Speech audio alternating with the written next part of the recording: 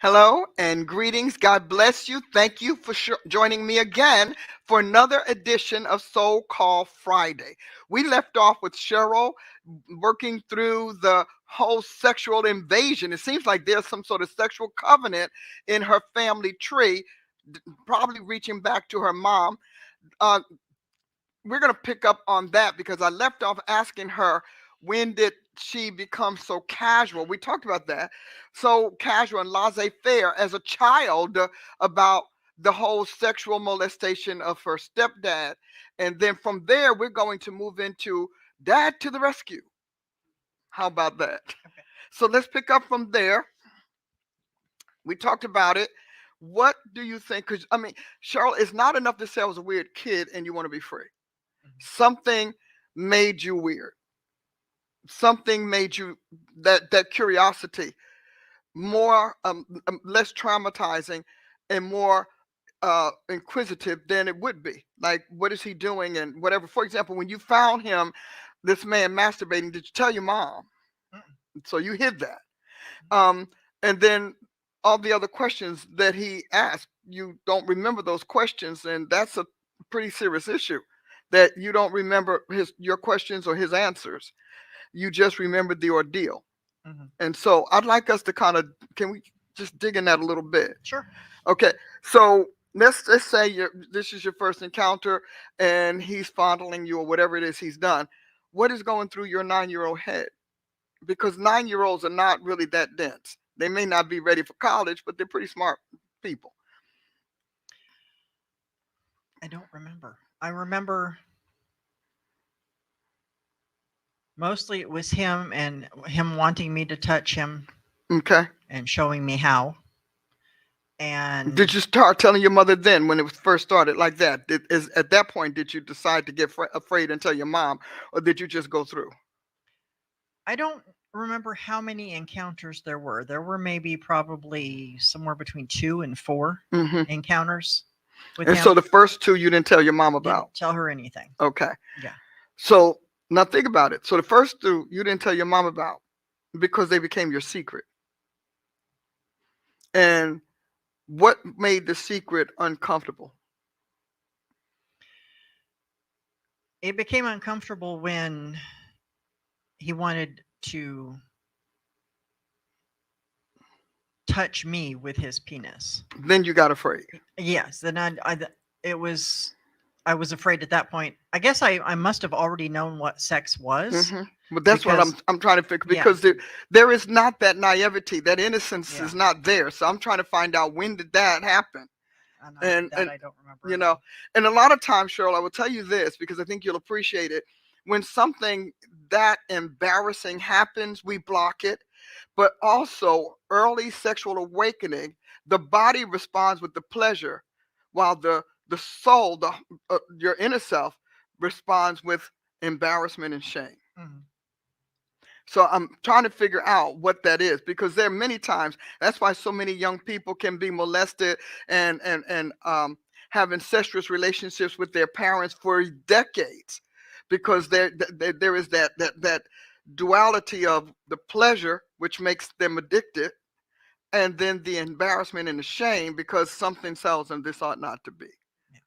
And I'm wondering if you were, the first two times you might have found it pleasant, and then going toward the end, you decided this ought not to be.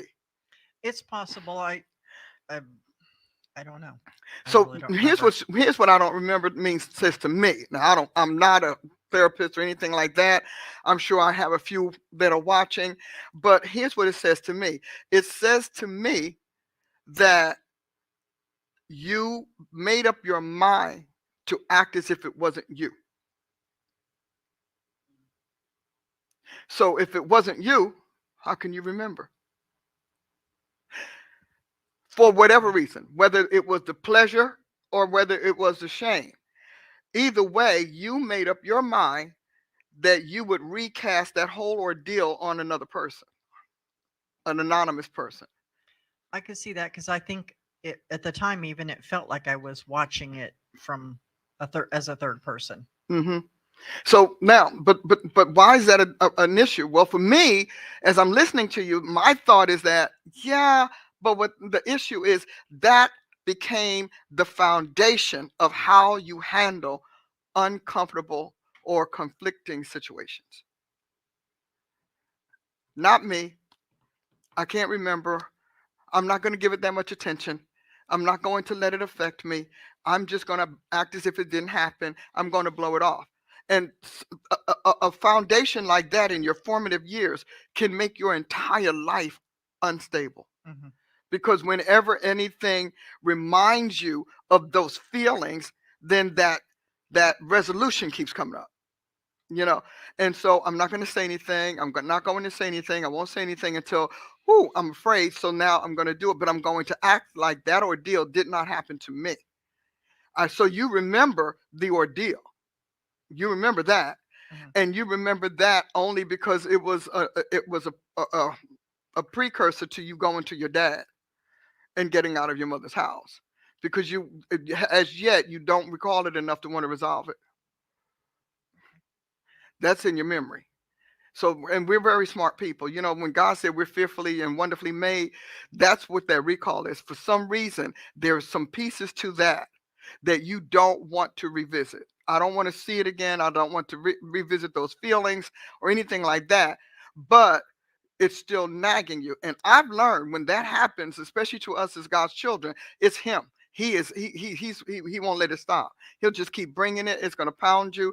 You're walking around and you feel like you're walking it back into the room and walking back into that day, because God is saying this has a great bearing on your purpose in his life, your future as his child, but your trust of him as dad. Like, you don't trust God as dad because you got two dads that just kind of mistreated you. So let's go to your natural father. He comes to the rescue and he takes you away from the mom and you live with your dad. Talk to us a little bit about that. Well, I was always really close with my dad. My dad was always my favorite person in the whole world. I always thought he was amazing, probably because he rescued me from that. He was remarried at the time, and my stepmom and I got along great. I'm There was probably a little adjustment period, Hmm. with like there is with most kids, but I really loved her. In fact, I still do. We're still in communication up until recently. I just found out she's got Alzheimer's really bad. Mm. Um, but I learned that from her daughter. But yeah, she's always been a big part of my life. Hmm. So I went to live with them, um, and that was awesome. But my dad and I, within a couple of years, started growing apart, and I couldn't understand why. Mm. Um, and Did then you ask him? no, Okay. I don't know that I thought I could. Okay. Um, at the time, I don't even think I realized that's what was happening. It was Mhm. just we didn't have the relationship we did. He spent the first 12 years of my life telling me there was nothing in the world I couldn't do. And then the next 12 years of my life telling me that nothing I did was right. Mm. And I couldn't understand that. Mm. And then when he and my stepmom got divorced, I think I was 13 then, he started working two jobs to support us. And so he worked his job during the day, and then at night he was a bartender. So then he started living the Playboy life. Mm. And uh, then we started growing even further apart at that point. So when did you leave home? I actually didn't leave home until just before my 18th birthday. Hmm. I joined the army. Mm. I thought that was, I Oh guess, yeah, that's freedom, baby. You just went yeah, right into freedom. There exactly. I mean, there you go. I'm gonna join the army and get out of my dad's house. Well, that didn't work. It didn't last. I got kicked out of boot camp pretty much. Hmm. And ended up going back to live with my dad at that time, and the relationship stayed pretty much tumultuous after that. Tumultuous meaning you were belligerent or defiant, and he was indifferent. Is that what we're describing? No, he was living his own life, and I was trying to, I think, make him still be a dad. Hmm. And he was not interested at that point. Mm. I was an adult. I should be taking care of myself. He let me live with him because he didn't want to see me on the streets, Hmm. but he had his own life and didn't have anything to do with me at that point. So in your mind, he didn't want to be your dad any longer. He I think, stopped being your dad. yeah, he And pretty he much let you did. know that he didn't. He no longer wanted to be your dad or you be his daughter. Well, he brought a girl home at night on my senior year of high school. Um, one of his waitresses, who was only 3 years older than me, Mm, and he would sneak her in to start with at night after he got home from work. But they were both drunk and mm. noisy, so there was no sneaking. There's no secret to that. So finally, I told him, I said, I know you've got, you're bringing somebody in, and you might as well just be open about it because it doesn't make any sense to try and sneak when you're not fooling anybody. Hmm. Well, it seems to me, Cheryl, that you've got pockets of events with great gaps and lack of explanations that are ruling your life. So, number one, mom didn't care. Let's just look at that. Your mother did not think that you were important as a daughter. All right, that's already difficult. Then she reinforces that by not caring that her new husband is molesting her daughter. Mhm. So now this is still you. This is your trip. So you go there. Dad brings you in, but then dad has a new wife that you're getting along with, but they're not getting along. Right. So you wonder if, in fact, you're the reason they aren't getting along. So your arrival, did it trigger that or not? So now you're carrying this with you. Then we go to the point that dad and his wife get divorced, Mhm. and he goes into an emotional tailspin, pretty much dumping you as a daughter. So now, where are you? You've got three parents, three parents, mom, well, four, I guess if we count the stepmom, four parents, and not one of them are interested in you even being essential in their life. That's pretty hard. So then you become the throwaway kid. And I'm pretty much raised myself after that. You're the throwaway kid, but this is why you throw away everything. Nothing lands for you. Nothing lands for you. And you have this great start of hope. It goes sour, and the cycle repeats itself. So your stuck place is, who am I and what am I that I don't deserve that? To be loved, cared for. You said you had two marriages. I mean, so, and I'll bet you the marriages very much mirrored the people in your childhood. Um, but we'll get to that another time. But the point that I want to say to you is, you have to recognize just because people, your authority figures, are dysfunctional doesn't mean that you're inferior. And that is, I can't even imagine the emotional quagmire going on in your soul. I just can't. I love, I don't love. I want, I don't want. They like me, can't trust them. Okay, 3, 2, 1, they're about to dump me. And so that is a common thing. So, in the promiscuity, just soothe that, Mhm. because that 9-year-old encounter gave you something that was pleasant, that you found and escaped. It was, so you were able to escape in that because you took a little bit to tell your mom about this man. Mhm. And so now I'm on my own. Men are nothing but a good feel and a thrill. Meanwhile, I'll take care of me, and you're not going to trust anyone. That pretty much says it all. Yeah. But a distrustful life is an unfulfilled one, Hmm. because it's a life that keeps shipwrecking itself. It keeps turning itself into one crisis after another. So it's kind of like the old adage of the self-fulfilling prophecy. Yeah. You know, um, well, why care? I mean, they're going to leave anyway. Why care? They're not going to like me. Why show myself they're not going to like me? And so you develop a whole lot of defenses and resources and weapons, soul weapons, that make sure that you are in control. Because I mean, that whole thing, everything was out of your control. Even getting kicked out of the military, out of your control. We have a few minutes. Do you want to share a little bit about your the marriages and how your history figured into that? Uh, um, well, the first marriage was actually kind of a joke. He was in the military, and we got married basically just to split the extra pay that he got paid from the Navy. We didn't even live together for the first few months. Mm-hmm.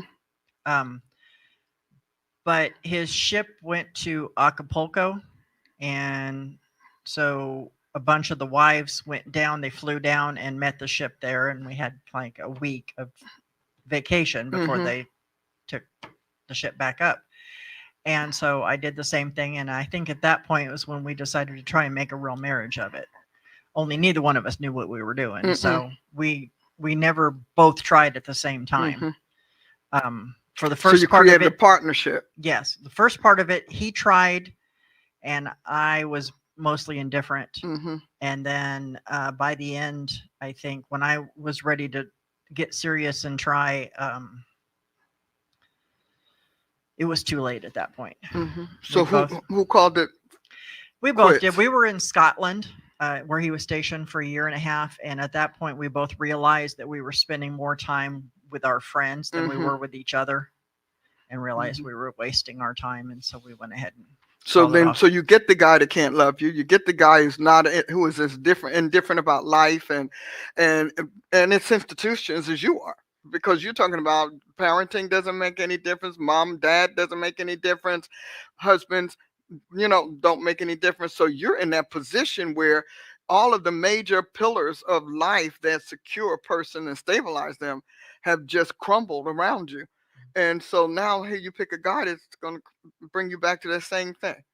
Well, I think he fell in love with me. But you couldn't love him. No, I Mm-mm. was I didn't fall in love with him before we got together, and And it I never grew learned in to loving. love him as far as care about him, Hmm. but I was never in love with him, and so there was not enough there Wow. Well, to have Cheryl, we're a going to bring you relationship back with.